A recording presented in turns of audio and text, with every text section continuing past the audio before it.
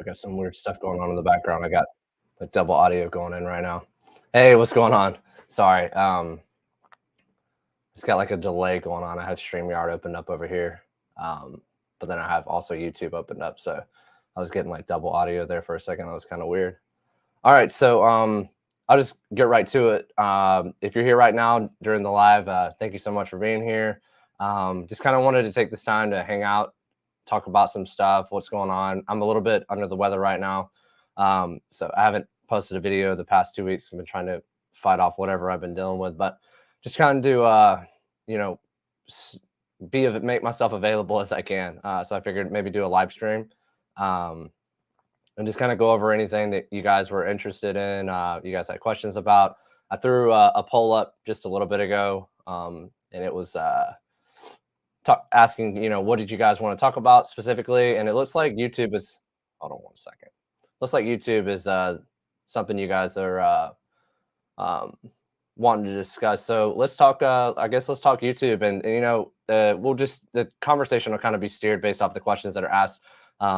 So yeah, I think that there's definitely going to be stuff in the live stream. If you're here on the replay, I think there's going to be things, or there will be things in the live stream, I'm sure, because I'm sure you guys are going to ask some great questions that are going to be helpful. So I'll be posting this as a replay as well. But yeah, let's go ahead and just dive right in. So YouTube, what questions do you guys got for me? I've been focusing on a whole bunch of different things right now. I just finished writing an ebook, a video editing ebook that's going to be coming out here soon. I just got it back from the designer today. Just like it's going to be like a video editor's handbook type thing for YouTube. And so what I'll do is I'll be dropping it like in the description of this video. I don't have it right now because we're still finalizing. We're going through some revisions and stuff. But definitely, if you guys are interested in that, I'll check back on this video or future videos, and you'll see the free ebook will be in the description. All right, so we got our first question here. Anything related to visual storytelling? Because I know about storytelling, but can't edit one which suits the theme. So the first thing, so storytelling. Storytelling's like, it can be extremely broad, but I'm going to try to narrow in on the question a little bit. So it sounds like, because I know about storytelling but can't edit one, which suits the theme. So if you're asking like, how can you become a better storyteller with editing? I think it's with practice, right? So this was something I was thinking about earlier today. Thinking about like editors that are just getting into video editing and don't really know what direction to go down and stuff like that. One thing that's super helpful as an editor is repetition. So the more edits that you're doing, the more practice you're getting, the more experience you're getting. And I like to think about like, you don't just read a book to learn how to play a certain sport. You actually read, you learn how to play the sport, or you practice playing the sport and you improve with the sport.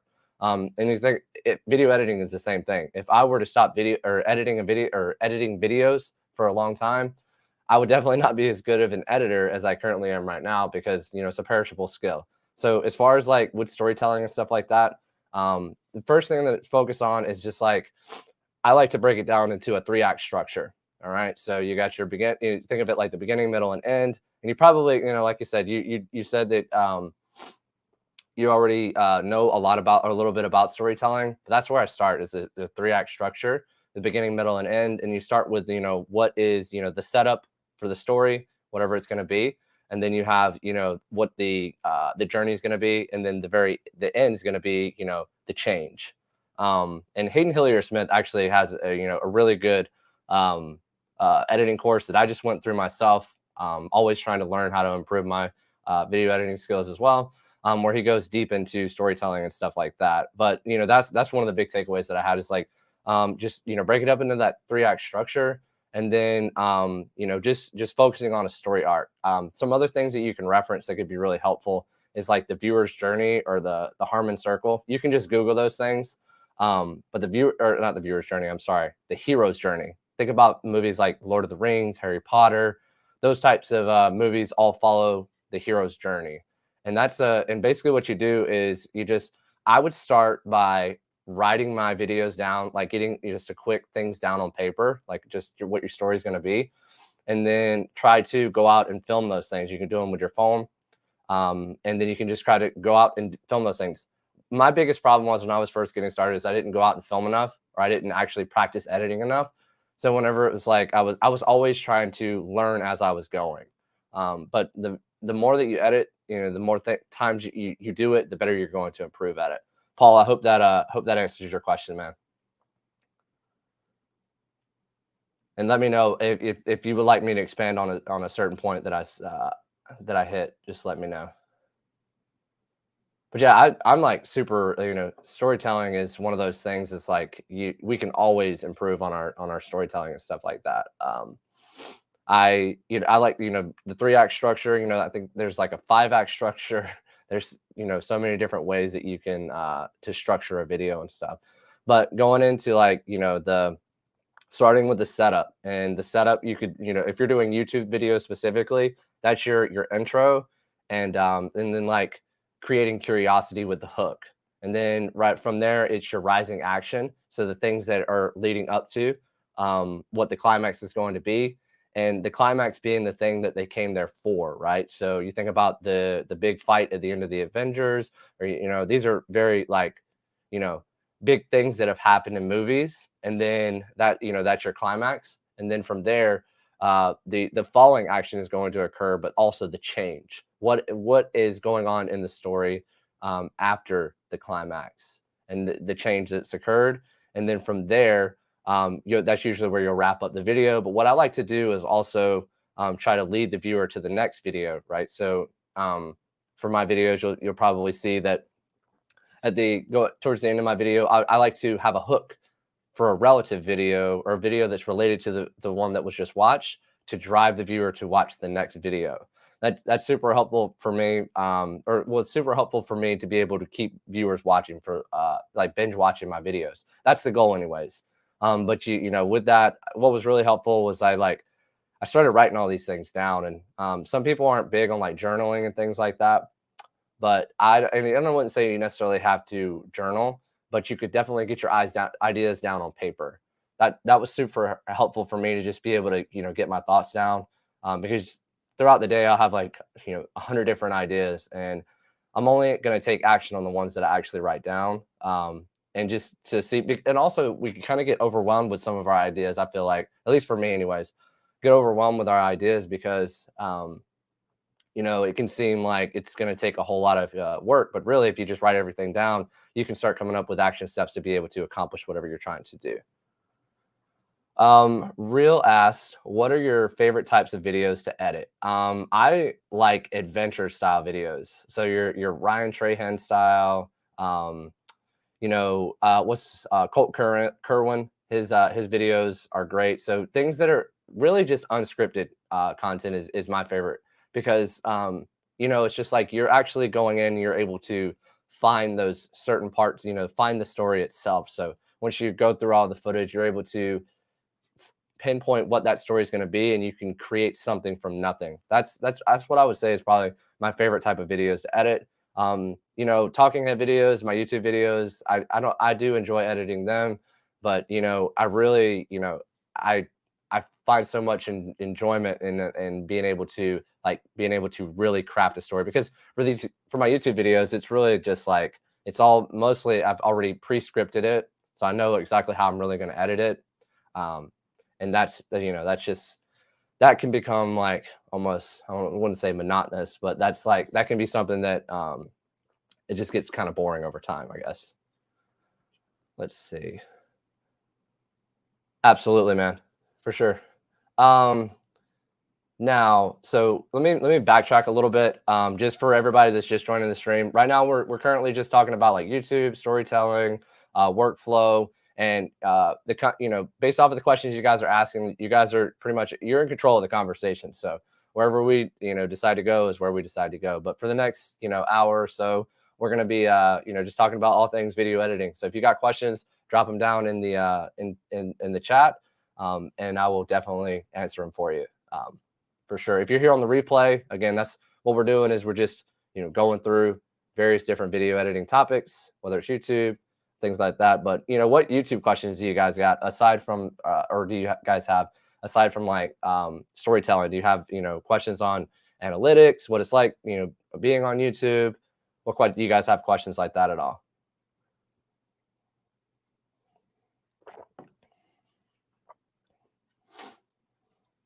Awesome, Paul. That's awesome. Yeah, well, I'll tell you what. We're currently on the YouTube channel right now. We're at 68,000 subscribers, and I am.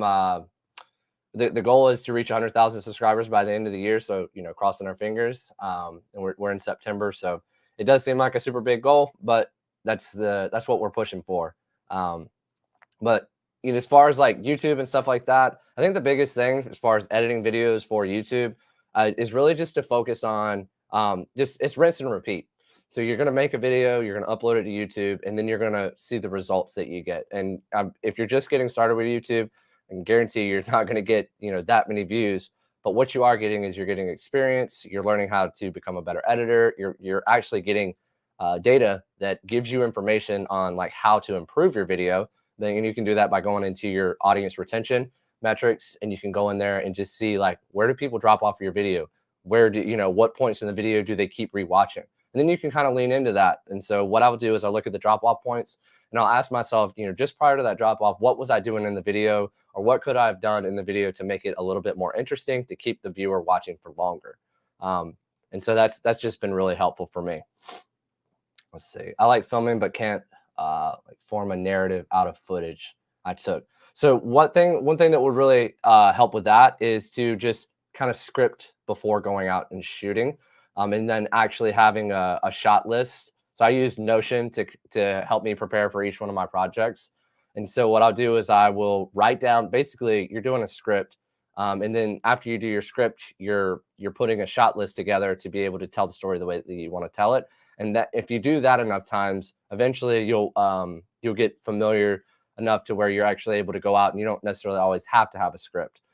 And then sometimes it's like, you don't have the opportunity to make a script. I've been there, and I wasn't able to actually put a script together. So you just try to overshoot as much as possible, and shoot things with intention, right? So the things that you capture when you're filming, it needs to have, you want it to have some sort of meaning behind it. You're not just out there, getting footage of a blade of grass or something if it doesn't have any meaning, or you're not trying to tell a story with it. And I'm always thinking about like things that could pop up that could help tell the story. But when I'm going to film, I generally want to have like a good idea of what I'm filming for. That helps me a lot with being able to craft my video when I edit.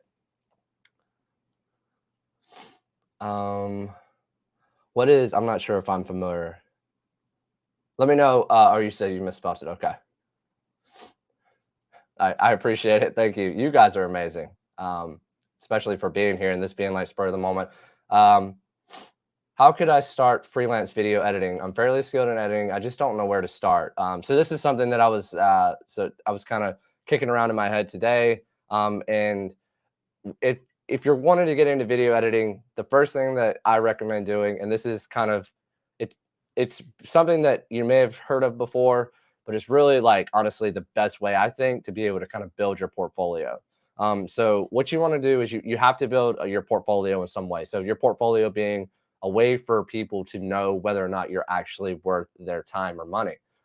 Because when people are looking for video editors, they're looking for people that have a certain skill set that they're looking for. And so you have to have something to be able to showcase that.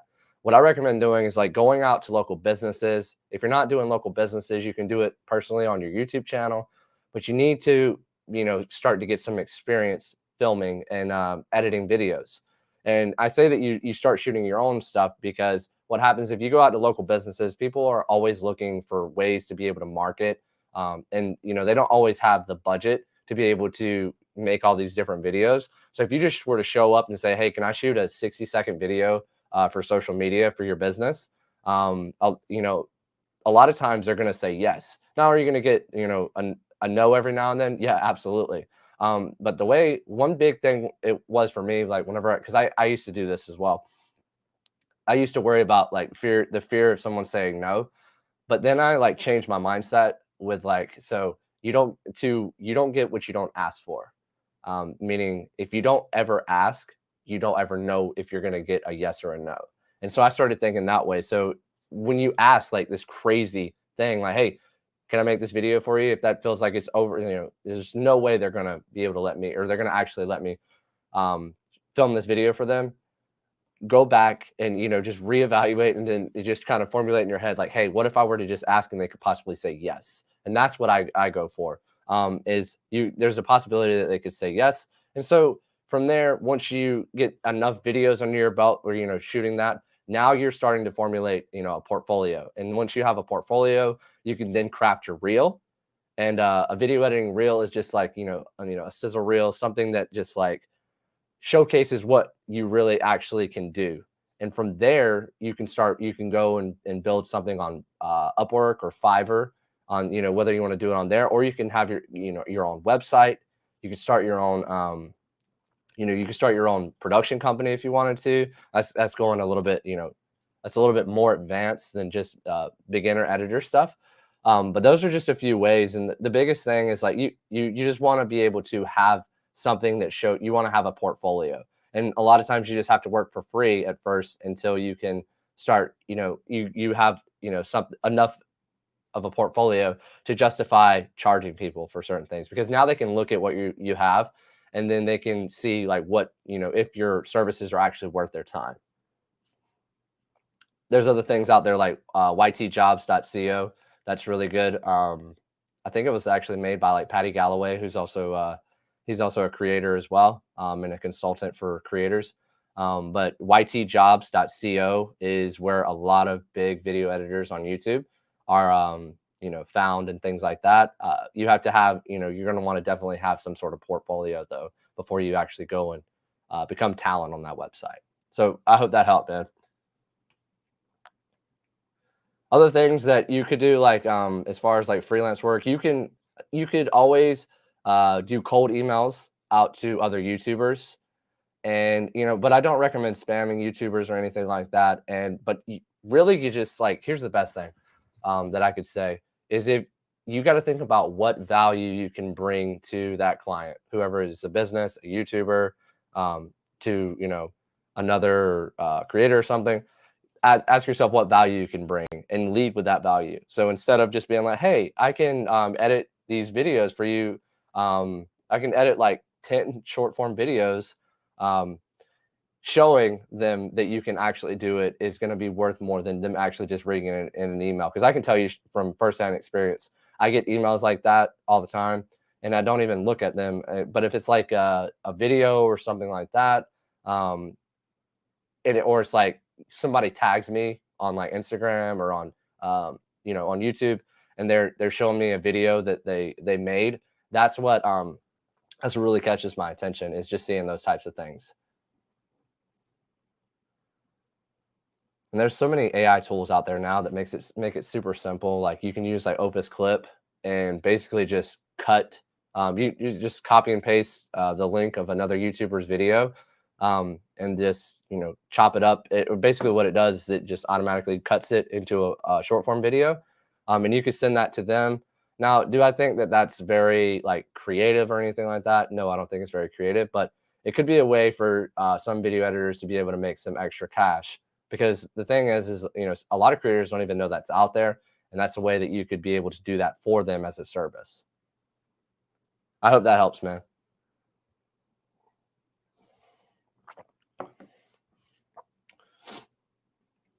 Yeah, so another thing that whenever I was first getting started as a video editor, that was kind of like overwhelming, I guess, especially when you're just like, because you want to be able to make money and stuff like that, is so sometimes you think that your work's not good enough, or you think that there's no way that I'll be able to edit for this person. But just don't give up on yourself, type of thing, and network with other YouTubers or other creators. You could what you could actually do is, if you're not you're on the fence on whether or not you want to start a YouTube channel, you can befriend other YouTubers or other new creators and edit their videos for them for free. And that gives you proof of concept. Like if you're able to get their videos views, or you're able to learn by just helping them grow their YouTube channel, you just made a friend. And if that's somebody that you could develop a lifelong relationship with that person, and that could be someone that could help you later on down the road. That could be someone that gives you a referral, those types of things. So that's, you know, another way that you could do that. Perfect. I'm glad that could help. Have a great night, man. Thanks for tuning into the stream. The thing that scares me is using images, sound effects, or music that is copyright. So yeah, that was something that I was freaked out by at first as well. But with editors, here's the thing: there are ways. It is your responsibility. You definitely got to look into the copyright stuff and what license you're allowed to, you know, what you have and what you're able to use. But what you do is, especially nowadays, everything is so easy to be able to go out and find. Like the music that I use for all my videos is Epidemic Sound, and they are like such a great company. I don't have to deal with any copyright issues, and I've been using them as long as I've been a YouTuber. There's a link down in the description. It's an affiliate link, so like I get a commission from it, but it doesn't charge you anything. You can get like 30 days for free, so you can check it out yourself. And then like their prices are super inexpensive. And for you just as a creator, but they also have options for you to be able to, you know, also do freelance work as well. But like they offer sound effects and music, and I just like I have the subscription with them, and I've been using them for so long. I don't have to worry about copyright, you know, issues with music or sound effects, because Epidemics does, you know, such a great job, you know, covering all of their music and everything like that. Plus, all their music is owned by them. But as far as using images, you really just got to look in, like, so Adobe Stock is a great option. You can use Storyblocks is another good option. If you go to places like Pexels or Mixkit, and I can drop them. It's pexels.com. You just go to pexels.com. You can Google it, or Unsplash or Mixkit. Those are some places where you can find some royalty-free photos or images, and you can also find music there. But I definitely would just not go down the road of like searching music on YouTube and searching on copyrighted music. I did that whenever I was first learning, like years ago. But you end up with a bunch of copyright claims, and you don't want to end up with a copyright strike on your channel. So it's just easy to be able. I pay a little bit of money to be able to make sure that I don't have to worry about any copyright issues at all. And there's a lot of free options that are out there. You don't have to pay money, but you can definitely, you know, go online and find those things. Like Pexels is really good. You can find video and images, and Unsplash is also good for that. I think they have free video as well. I only use those provided free from Adobe or YouTube. Yeah, I mean, Adobe does have free options that are out there as well. But I can say specifically, I've used Pexels, and I haven't used Unsplash, but I know a lot of other creators that have. But Pexels is really good. Mixkit, I've also used. Like they have templates, and they also have like the music. I've used it for corporate videos and things like that, and had no copyright issues at all. You could check out Premiere Gal. She did Kelsey over at Premiere Gal. She did a really good video on like free options that are out there. And that's like a lot of those options a lot of editors are using nowadays. Like Barnett said, copyright thing. I also can't find anything which are free source of music and sound effects. Any of you know? So yeah, like type in Mix Kit and just do a Google search for Mixkit. And basically, Mixkit is the company. I believe it belongs to Envato Elements, and it's just a lot of it's a lot of old. It's not, I say old. It's tracks and video and templates and things like that that are free that come from Envato. Basically, that, you know, to my knowledge, anyways. But what you can do is you can go into the FAQs, you can go into the licensing section, and you can really, you know, they spell it out very, make it easy for you to understand what you actually can do. I myself try to stay away from things that require you to give like give a creator credit or something like that, because a lot of times I've found that you still get flagged and you have to go through a dispute process.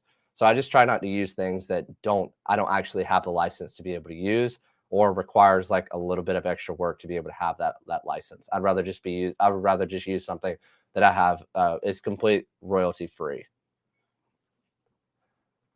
Yeah, the free options are great.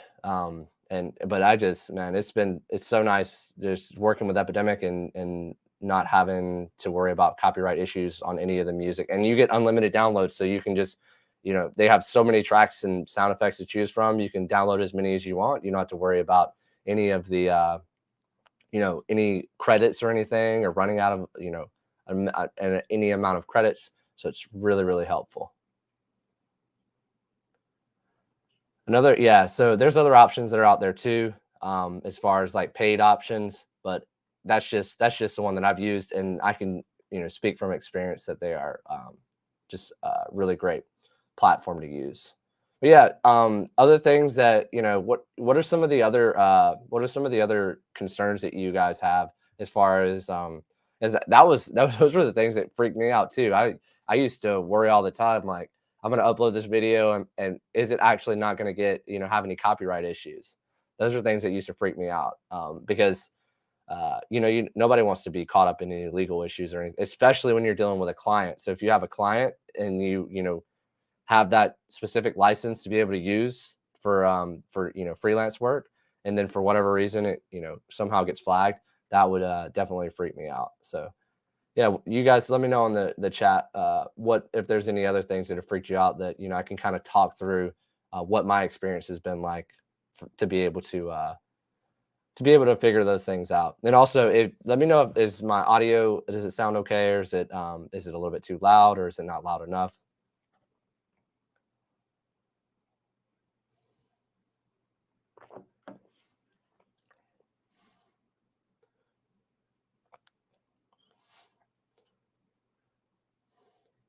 Let's see. Yeah, it was definitely okay. Yeah. So as those are coming in, um, and so plans for Epidemic are much more expensive than other place. That's the only reason why we try finding a free source of music. Yeah, hey, I don't blame you, especially like when you're. That's another thing is too. So if you're wanting to be an editor, especially if you're doing freelance work, you have to consider like what your budget's going to be. Because what'll happen is you're going to be basically kind of think of yourself. You want to think of yourself as a business, and when with your business, you're able to basically, what'll happen is once you start bringing in money, you're going to be able to elevate production. So you'll be able to start to if you need to start off using free music and things like that at first, you can. But then as a business, you start taking on new clients and you're able to start making more money. Then you can start paying for, more services and things like that to be able to elevate your production. You can start, buying new plugins and things like that. Um, and well, for me, I like, for plugins, I don't like going out and buying a whole bunch of different crazy plugins, because a lot of things out there, there are things out there. I only buy them if they help improve my workflow.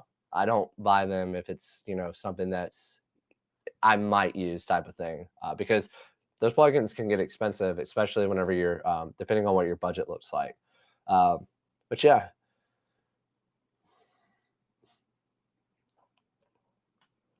let's see. I'm just kind of looking at the chat over here on YouTube as well, just seeing, because I'm focusing here on StreamYard.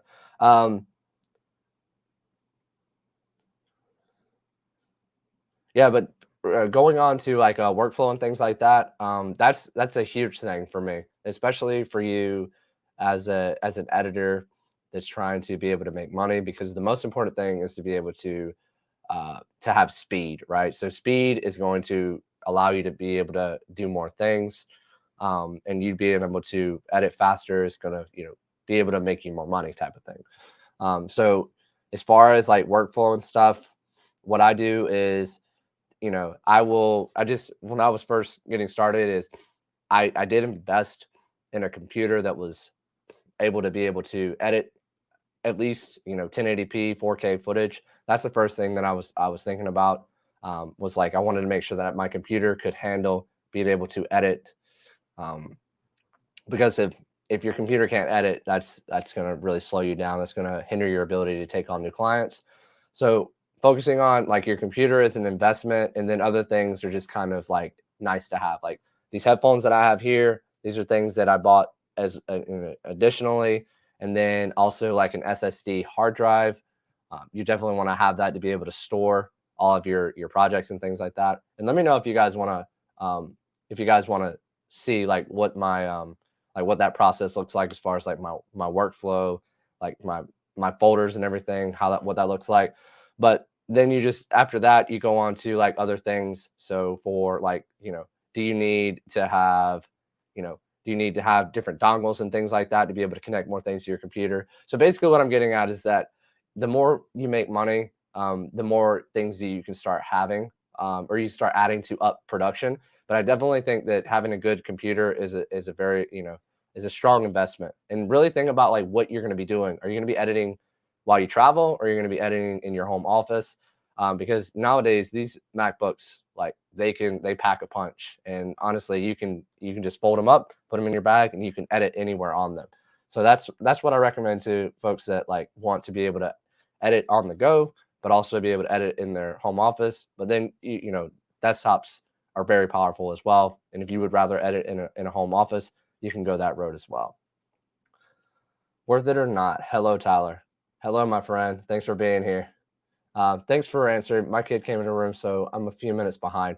Yeah, so everybody else there's just joining the stream. We're just kind of going over like YouTube questions, storytelling, video editing, and stuff like that. And everybody's questions are kind of steering the direction of the stream. So whatever question you guys ask, we're just gonna like jump into them, and I'm gonna answer them to the best of my ability.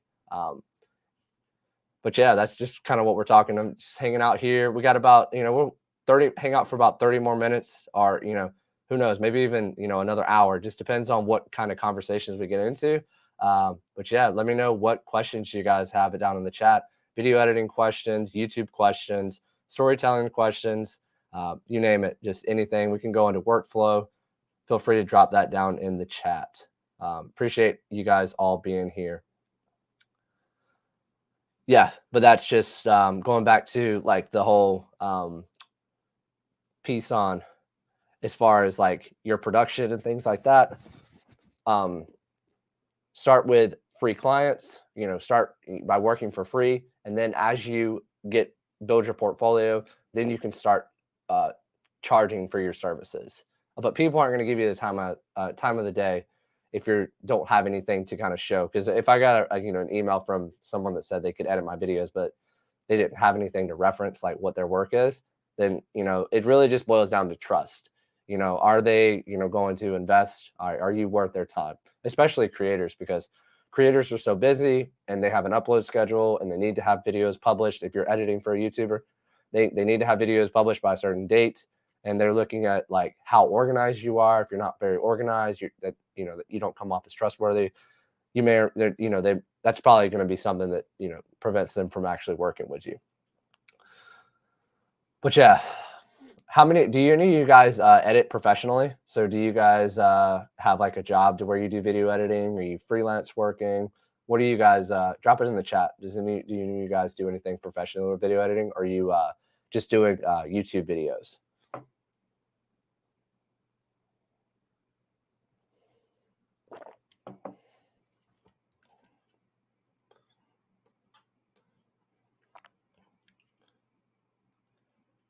See if I can pull up Premiere here.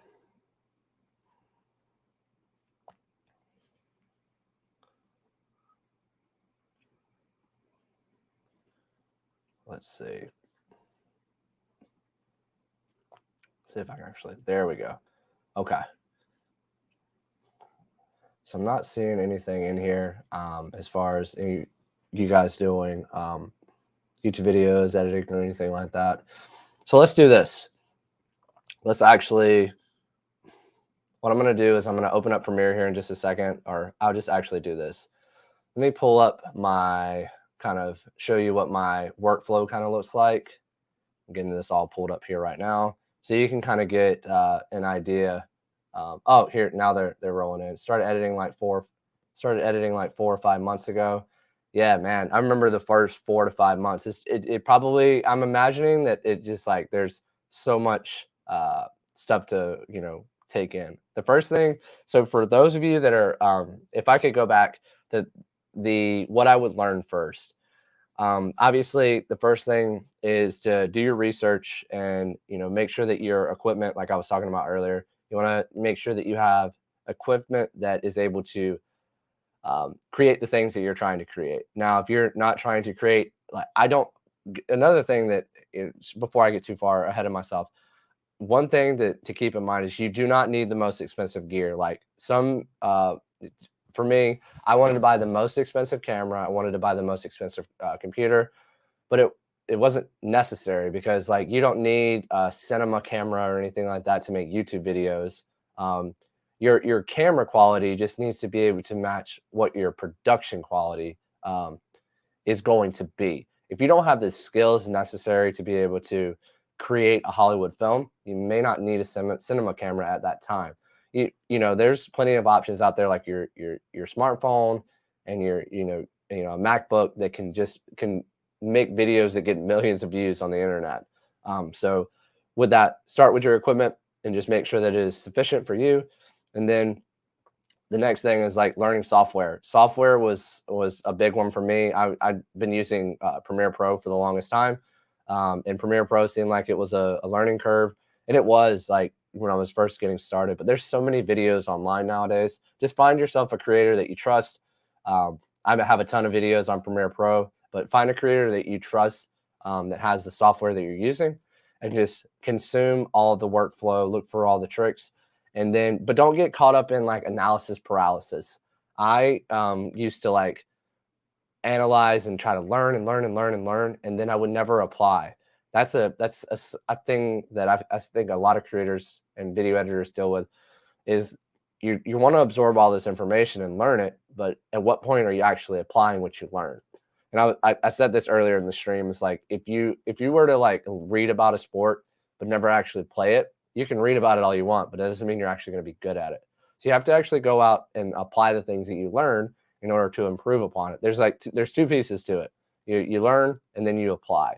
And through repetition, you will improve over time.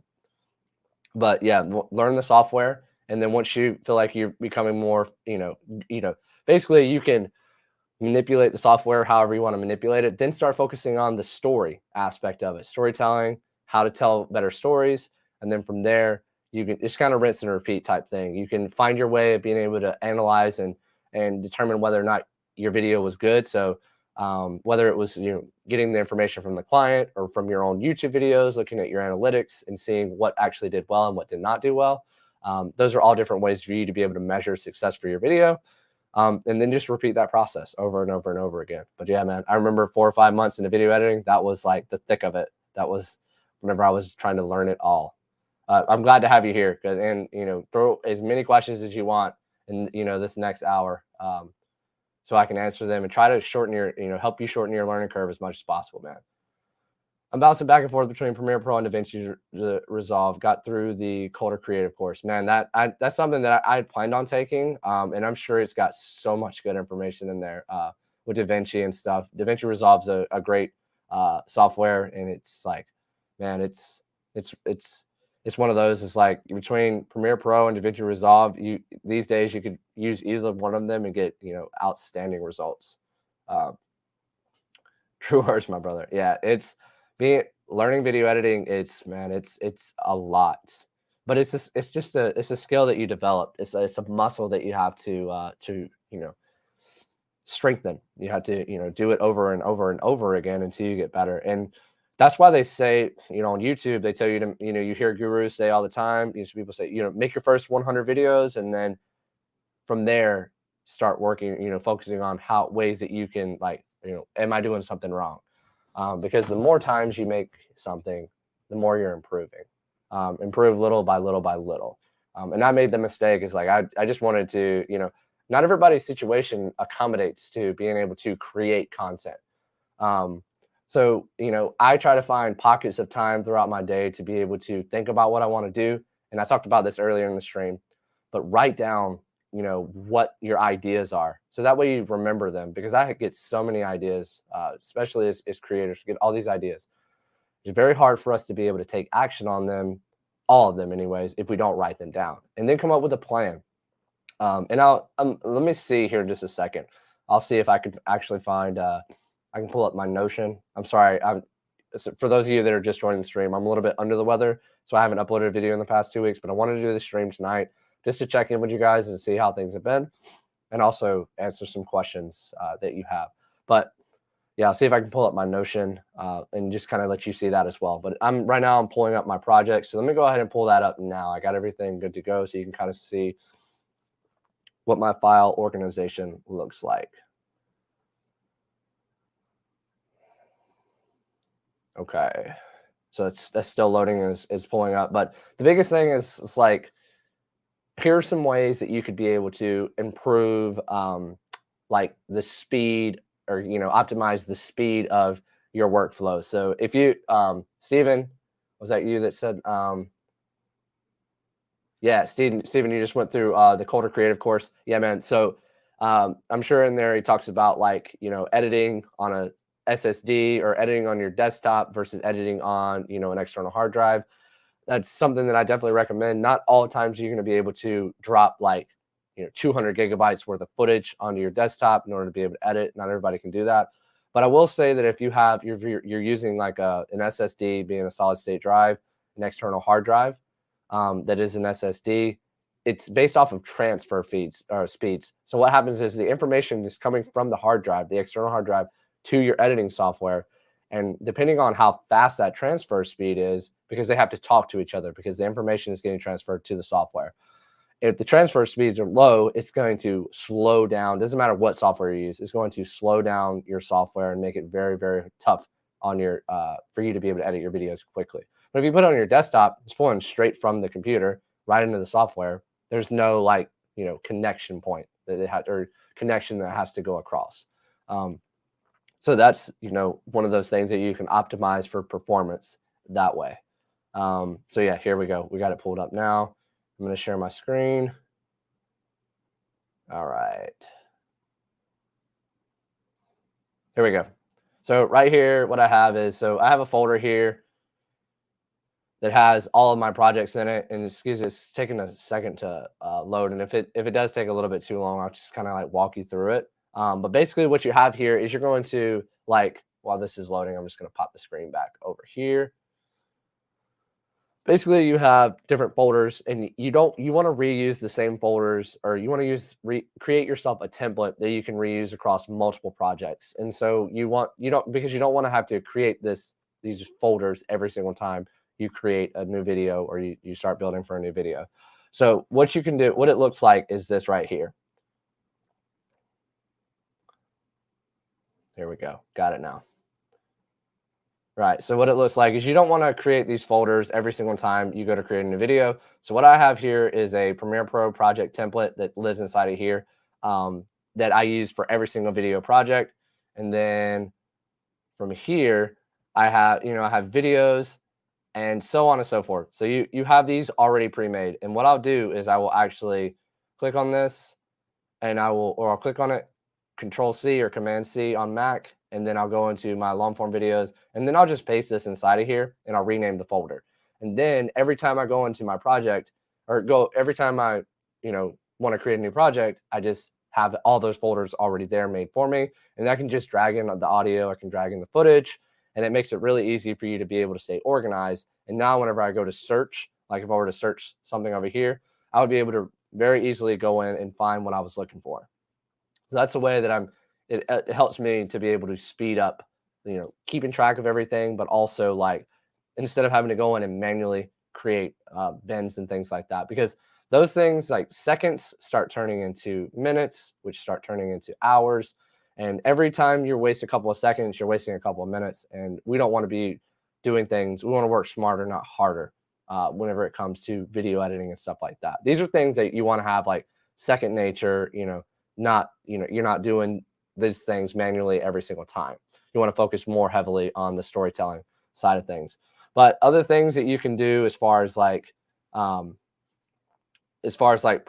or workflow is, you have that. What you'll do is you go into your editing software and then create multiple bins. Like, so starting with, let me see if I can pull this up while I'm talking about it. But you want to create multiple bins for you to be able to use as a template to be able to drop in all of your things. So that way you stay organized, because organization is going to equal speed when it comes to video editing.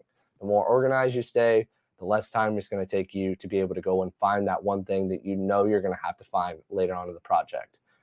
Because if you're sifting through tons of different folders, you're sifting through like, all this mess on the timeline, it's going to be, take you so much longer to be able to do all the things that you want to do. Let me go ahead and share my screen again. All right, here we go. Yeah, so what we have here, this is what I was talking about. So you have one here for your sequences, and I will have multiple sequences like throughout an entire project. And I'll explain that here in just a second. Excuse me. Then you have a folder for your videos, the audio, music, so on and so forth. And you can create as many of these as you need to, and you can be as specific as you want to. Like if you wanted to make one for adjustment layers, you can do that. So we just right click, just go ahead, or instead of right clicking, we'll just create a new bin here. And I like to number these so that they stay in order. I'm not sure who actually came up with this, but this is something that I learned a long time ago. But you could just put adjustment layers on there, and so on and so forth. Or you can make it like miscellaneous. And really, I just number all these because that keeps them in the order that I want them to be in chronologically. But that's just a really good way of you being able to stay organized. So you can find all of your video there. If you wanted to, you could click on that one and make a subfolder for stock footage. And then, you could put one in there as well for B-roll. Oops. That's super helpful for you being able to, like, so you got B-roll, and then let's actually make one more. And we'll make this A-roll. And, the difference between B-roll and A-roll is like your main dialogue and visuals, and then your B-roll is like the things that the extra element that add to the story. But yeah, so you'll have those things inside of there, which it makes it super helpful. And then once you have this, like, as many folders as you want in there, then you can just go up here, file, save as. Actually, yeah, let's go back up here, save as. And then you can just save that as a template and just save that in there, and then you're good to go. Which was like, that just saves you having to go through and manually create all of these bins every time you make a project. Did I make that mistake of doing that before? Yes, many times. But this saves you so much time having to worry about, not having to worry about going through that process. Another thing is so what I like to do is I'll create multiple sequences throughout a project. So I have my, my main, we'll start out with, like, let's say that you have like 3 days worth of footage. And Sam Coulter kind of touched on this in one of his videos a while back. Let's say you have 3 days worth of footage. I'll have 3 different sequences. So I'll go through and basically I'll drop all the footage onto 3 different timelines. So let's say day 1, I'll drop day 1's footage, all of it, onto one timeline. I'll create a sequence, and then I'll go through all of that footage, and then I will remove any of it that is not usable. And then I'll go through it one more time. And then from there, what I'll do is I will, create a second sequence whenever I go through it that second time. So basically what you're doing, the point behind having multiple sequences is you can always go back to the original copy. Let's use a different example. Instead of footage, let's talk about like when you're structuring the story, right? So let's say you're doing all of your cuts for the main timeline, and then you're going to, let's say that, you want to go back through it a second time. Instead of cutting through, your first rough cut, what you can do is duplicate that sequence. And then once you've duplicated the sequence, then you can go into that duplicated one and you can make those adjustments there. So if you completely ruin the new duplicated one that you just made, you can go back to the original and you can start fresh if you need to. That's super helpful for you to be able to go in and be able to, just saves you so much time, because if you press undo and then you redo and then you redo, if you mess up something that doesn't allow you to undo something, then you got to recreate it all over again, and that just takes you so much more time. So yeah, that's kind of a bit on the on my workflow a little bit. Let me know if you guys want me to go a little bit deeper on that, or if you want to see something specific. But that's something that's really, really helpful for me, is just staying organized. It's so helpful. And that's a quality of a, I'm not perfect. Don't get me wrong. I still have things can get messy very quickly. Then I got to go back and clean things up. Like, I'll have a bunch of different tracks, downloaded from Epidemic, and then I'll have them in my downloads folder, and then I'll have to move them from my downloads folder at the end of the project and put them all in the music folder, um, if I'm going through a bunch of different songs and things like that. So yeah, I'm not perfect at it either, but it's organization is a really good quality to have as a video editor. Yeah. So let me see. Got some other stuff here.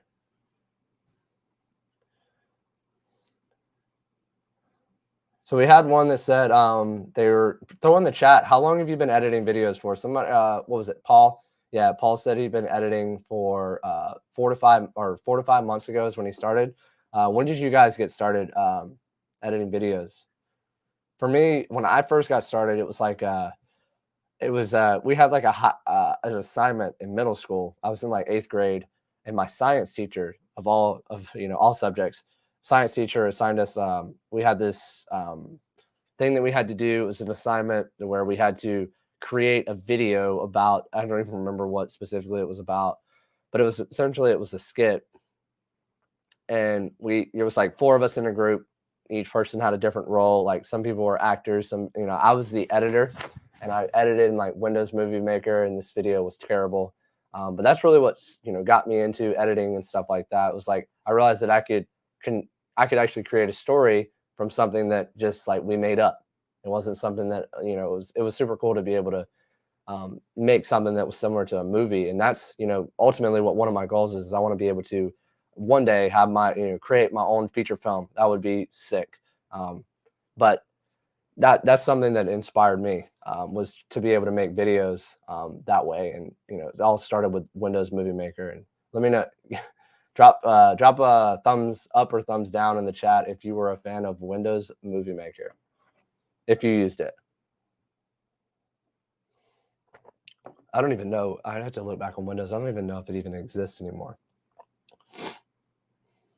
Yeah, so it looks like we got about 8 more minutes, guys. If you have specific questions, feel free to drop them in the chat. I hope you've gotten some value out of this last hour and everything like that. I don't want to waste anybody's time. It's just one of those things. I wanted to check in and see how you guys have been and answer any questions if you have any. I did let the guys earlier know that I did just finish my ebook. It's going to be free. Right now I'm going through the revision process as far as like the design and everything like that. So in the next coming days, you will see that in my YouTube description of future videos, and I'm going to throw it in the description of this video as well. For those that are on the replay, it should be in the description by the time you watch this, hopefully. But yeah, like I just, that ebook will be, it's a video editing handbook for YouTube videos and just editing in general. Like, even if you don't edit YouTube videos and you're just trying to learn like storytelling or workflow and things like that, I think it's a really good option for video editors. I wish I had something like this. I have done research, and I haven't seen anybody out there that's made an ebook. And I made it in a way to where it's a short read. It's not like something that's going to take you 5 hours to read or anything like that. It's not going to take you. It'll probably take you, honestly, 20-30 minutes to read it, and you would have a ton of information to be able to use and refer back to. So yeah, any last minute questions? Yo, glad I could say what's up before you got off. For sure, man. Thanks for being here, dude. Any last minute questions? Prince, thanks for being here. Let me, I'm terrible, guys. It's been a while since I've done a live stream, but let me just go back. And if you're just tuning into the stream, just drop a thumbs up into the chat. Prince, thanks for being here. Rios, thanks for being here. Paul, thanks for being here. Steven, appreciate you, man. Really appreciate it of you guys all being here. And I'm sorry that I sound terrible right now. And videos are coming soon. I appreciate it, Prince. there are new videos are coming in the works right now. I'm just trying to get over this cold, and been working on some things on the back end, on the business side of what I do, to be able to just go deeper with you guys. I do have a newsletter that's going to be coming out. I'm working on that, and I'm also working on other things to be able to just like create a more deeper experience. I've been kicking around like Discord. Would you guys be interested in me creating a Discord community? It's something that I want to do, but I don't know. Like, I want to be able to make sure that it's that I want to make sure that there's people are actually interested in being in a video editing Discord community. I know there's Discord servers out there for creators that are editors that are looking for jobs and things like that. But do you feel like a Discord community would be helpful for you if you were to be able to have access to that? That would be a place where you could like drop some of your edits in the chat, and then just kind of like discuss, like you guys could give each other constructive criticism on ways to improve videos, or we could like do roast for every month. So let me know if that's something that you would be interested in as well, because I'm kicking that idea around as well. But the thing is just like I have so many ideas in my head, and it's sometimes it's really hard to take action on them, because there's just all these different things that I want to make sure that I do the right way. I don't want to create a Discord server and then like not be able to be present all the time, or I want to definitely make sure that the time is afforded to you guys and things like that. So let me know if that's something you're interested in as well. But yeah, just super stoked to see all you guys here. Honestly, it was very, very last minute for me, but I just like, I was talking to my wife earlier and I was like, I just want to get on and talk to the guys on the YouTube channel and see how they've been. Cause the last time we did this was whenever I reached 50,000 subscribers, and we're approaching 70,000 here soon. So I just wanted to check in and see how you guys have been, and see if there's any questions that you had, and maybe like questions with content on the YouTube channel. For a while we've been like software specific, but I've been trying to like focus on things that would be helpful to depending. It doesn't matter what software you're using. It's just video editing tips that could be helpful to any, or for any software, or creators or video editors. It would be helpful to all of them. So that's the goal. Well, I want to say this. I don't know where it's been like the weather has been super crazy here. And I've been like trying to get out and do some different style videos where I want to like film outside and stuff like that. But the weather has been like, it's like hot 1 minute and then it's raining the next. And then it's hot again. And so it's just been like super, super difficult to be able to create videos that are different for you guys. But yeah, if you're just tuning into the stream today, we talked about so we went through workflow. We talked about freelance. There was a big part in there of like freelance video editing that I think is definitely worth going back and seeing. Going into like just getting started. If you're just getting started as a video editor, you're learning video editing, I think it's very there's some stuff in there that we talked about that it would be super helpful for you, and definitely go back and watch that. Take notes or write some things down. Maybe there's something I said that was that would be able to help you. The biggest takeaway is like, don't be afraid to ask. Don't be afraid to put yourself out there, but do it in a way that makes sense. If you're going to approach local businesses to make videos for them, do it in a way that you're leading with value. Like, this is what I do. This is what I want to help you do. Something you could just post on social media, or, all they can say is no. But what happens when they say yes? If they say yes, then it's like, wow, now you have an opportunity to build your portfolio, and then you have something to showcase to future clients. Then we talked about like workflow, the process and everything like that, and how important organization is. We talked about so many different things. You guys were awesome this evening, and I appreciate everybody that tuned into the stream. I hope you got some value out of it. If you did get value out of the stream, as we're closing here, just give me a big thumbs up real quick and let me know you got some value. That way I can see that you guys got some value. Drop a thumbs up emoji if you got value out of this. Like the video as well. Share it with somebody if you think they could get value from it, because the replay is going to be going up here in just a minute. And yeah, I appreciate you guys being here. I want to if you want to go check out that ebook, I'm going to leave it as a link in the description. And yeah, I will see you guys next time. Thanks for being here.